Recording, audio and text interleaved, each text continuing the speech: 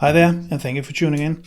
I have been shooting with the Nikon Z6 Mark II here to the left for a few weeks now, and I want to give you my impression of the ergonomics, and I want to do that relative to the Nikon D750 because I think these two cameras are roughly in the same position in the Nikon lineup. So if you want to go from a DSLR to a mirrorless, I think it would be very, very natural to switch from the D750 here to the Z6 Mark 1 or Mark 2, subject to your liking. But I have the Mark 2 here, so that's the one I will be talking about. I think it is very similar to the Mark 1 because the only real change is that the body is slightly thicker. Otherwise, it's exactly the same. Let me just give you the highlights here. There are really, really many things that work extremely well with this camera. I will take you through what I really like about this camera, but I think 90% of this camera is extremely well made. But there are 10% that I simply don't understand, and where it's a puzzle to me why Nikon has made the decision that they have. So I will give you very quickly all the things that I like, and then I will dive into the details about what I don't like. So the first impression when it comes to the build quality is that this is a really well built camera. I know that some will say there's a lot of plastic here and not all that metal. But there's metal where I think it's vital, and the plastic for me works well, and the rubber here on the grip, for instance, also works well. The joystick here works well. I don't have any complaints. I have two complaints when it comes to the buttons here on the front, but I'll come back to that. So number one, build quality, the sort of the look and feel, top notch. Second thing, which is a showstopper for me if it doesn't work, and that's the grip here, and especially the size of the grip.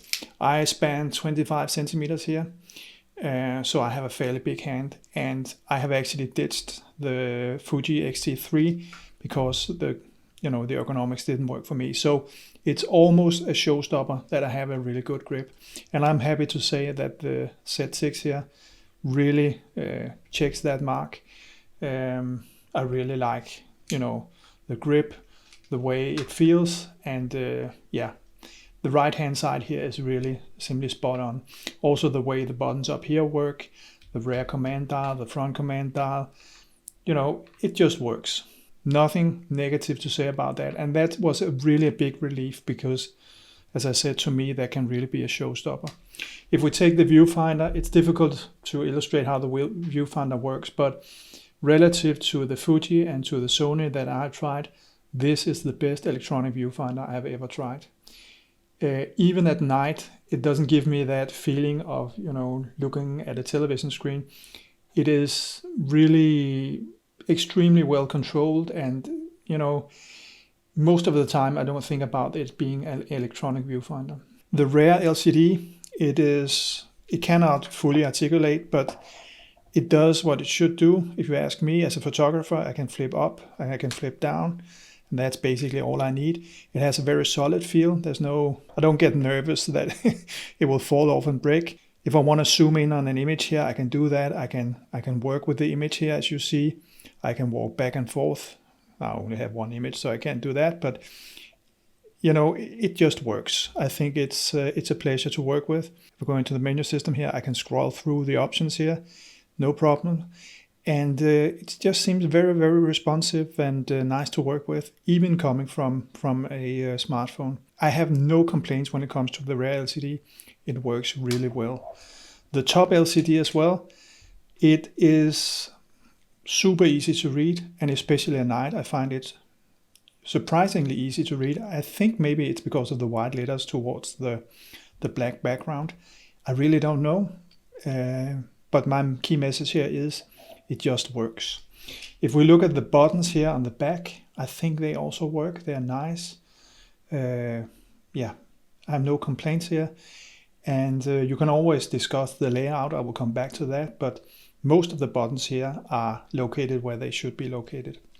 The bottom here, the battery compartment, they have now given us contacts so that if you want to have a battery grip with controls because you shoot a lot in portrait mode, that is also possible. You have USB-C here I have so many chargers and so many battery types that it's crazy. I can now charge via USB-C. I know some say, but you cannot do that while you use the camera. That is true. But I can charge using my, this power bank. And I'm a happy camper.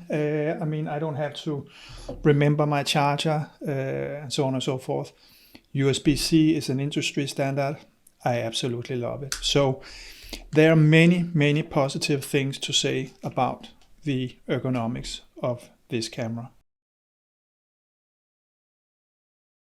So the first thing I noticed when I started working with the Z6 here to the right is that the buttons that you have to format the SD card, you have these two buttons here with a red format text here. When you push those two and hold them for a few seconds and then reconfirm, then you can easily format the SD card. That is sadly gone on the Z6, and I simply don't know why that is. They have simply removed it, and I have of course put it into my menu as the first item to format the memory card. But why Nikon has decided to take away this functionality, I simply don't get it. It has been with us since Donald Duck was an egg, and it's still with us on the Z9. So I think Nikon understands the value of this. Why did they take it away on the Z6? I have no idea. I can see it's also missing on the Z7, and they didn't put it back in with the upgrade to the Mark II here. So I'm puzzled. Why did they take away this shortcut? There also is the shortcut for resetting the camera. I seldom use that, but if you do, be aware that on the Z6 also that shortcut is now gone. So the next thing I started to notice was that a lot of buttons on the left hand side either have been removed or they have been moved to the right hand side. Let me just show you here on my D750. You have this drive selector here just below the mode selector, and that one is sadly gone on the Z6. And you probably guessed it, that this one is maintained also on the Z9. So again, I don't know why they did, but it seems to me like in terms of the shooting control, wanted you to be able to handle the camera only with your right hand. So the button to operate the drive mode is now here bottom right. When you hit that one, you get a little menu, and you can then select here as you could on the wheel up here.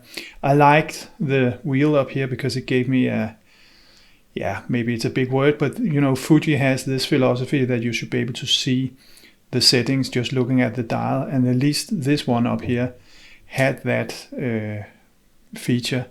So it was possible for me to see what mode I was in. Now it's a little bit more cumbersome. I have to go into a menu to select it instead of just turning a dial. Maybe not a biggie, but it goes into a bigger picture where Nikon has removed a lot of buttons here on the left. Here on my D750, of course it doesn't make so much sense to have this button in terms of shifting between autofocus and manual focus, because what it does is that it brings out this little metal thing here that drives the mechanical focus in the lens, and that is gone now with the mirrorless.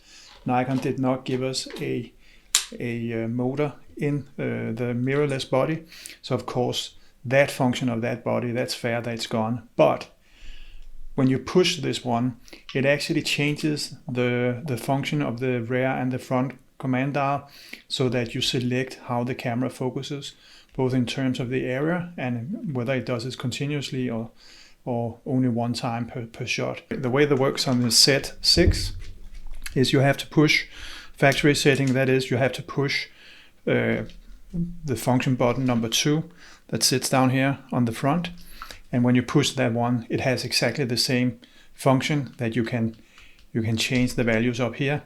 How it focuses, you can change that by turning the front and rear command dial. Another button that I miss a lot is the bracketing button here. I shoot a lot of landscapes, and then bracketing can be a good thing.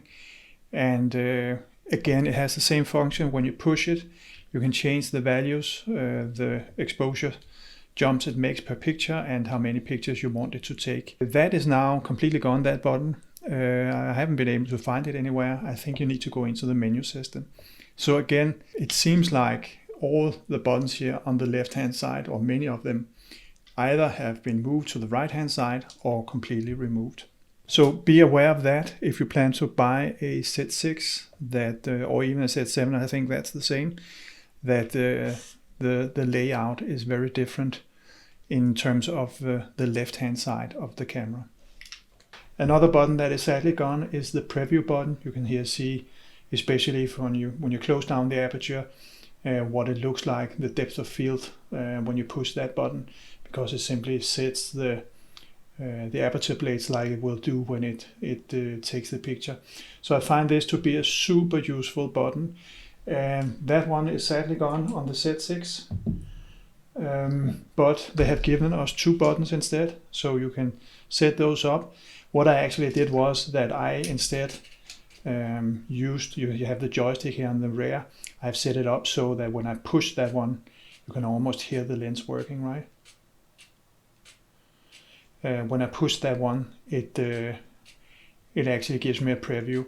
This is only relevant if you're shooting at f5.6 or above.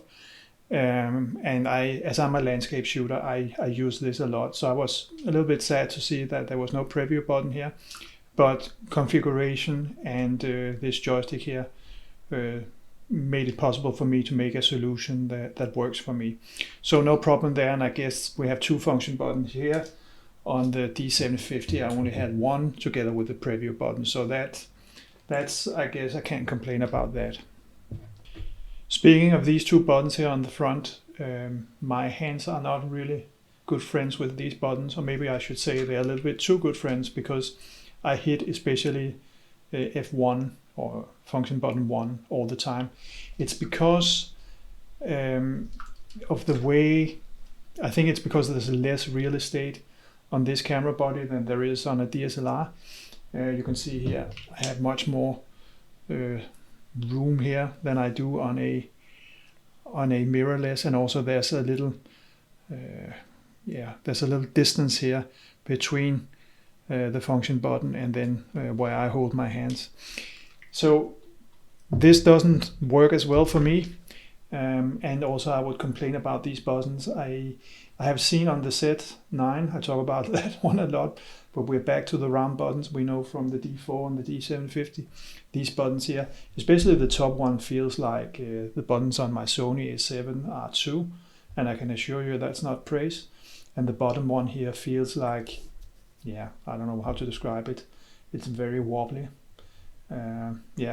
Maybe the idea is you should be able to tell the difference between these two, I don't know, but for sure I keep hitting especially the function button number 1 all the time without wanting to. Finally, if you're considering shifting from DSLRs to mirrorless and you have maybe a lot of manual lenses, there is a wonderful feature of the mirrorless systems that you probably know from live view, but it is the ability to zoom in while you're focusing. And you can do that also in the viewfinder. I'm showing you it here on the rear LCD, but the news is that you can also have it in your viewfinder. I find that to be absolutely wonderful. And when I'm shooting with some of my manual lenses, this is the way I do it. Of course, I also use peaking highlights and the focus confirmation here where I put the dot and all of that. But the ability to zoom in, especially if you're shooting flowers or stuff like that, things that aren't moving, it's really a great feature. Unfortunately, and this is again a nerdy observation, but I use my thumb here to move the focus point around there. And the plus and minus, or the zoom in and out buttons, they are pretty far away, if you ask me. And I would like to have something that is a little bit closer to the top here.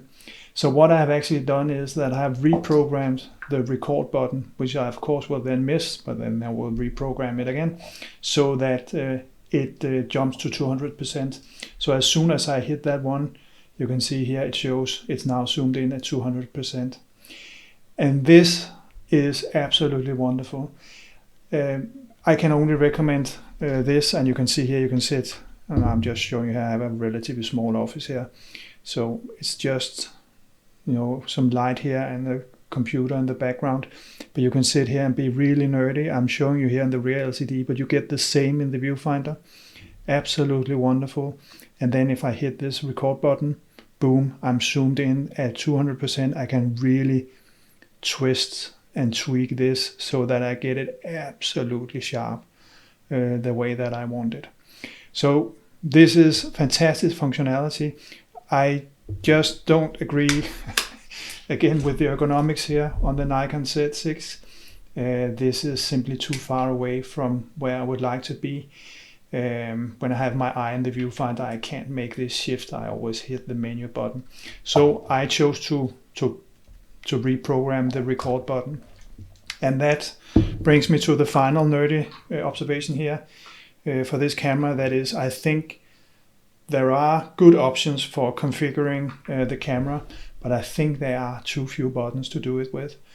I need more options. It would have been nice had we had 3 function buttons.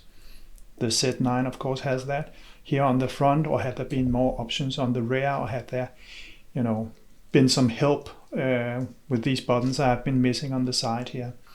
So I think, as I said in the beginning, Nikon has made a camera where 90% is right, but the last 10% is really, really annoying.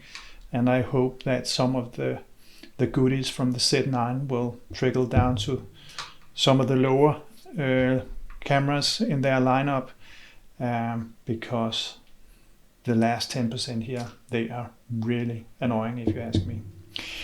That's it from me. I hope this was useful information. My point with this video was to give you as much information as I can about the ergonomics, so you can make an informed decision whether a mirrorless camera is for you. I will say, at least when it comes to the Z6 and the Z7, there are many things in terms of ergonomics that should maybe keep you on the DSLR side. I do understand, though I've never tried that, but I do understand from reviews that the S series of lenses is absolutely astonishing, and in a different league. Price-wise, they are also in a different league. But there are many things that now start to work towards shifting to mirrorless. But I will say there still is some way to go when it comes to ergonomics. And I hope this video has illustrated that. As always, thank you for watching. Take care. Bye bye.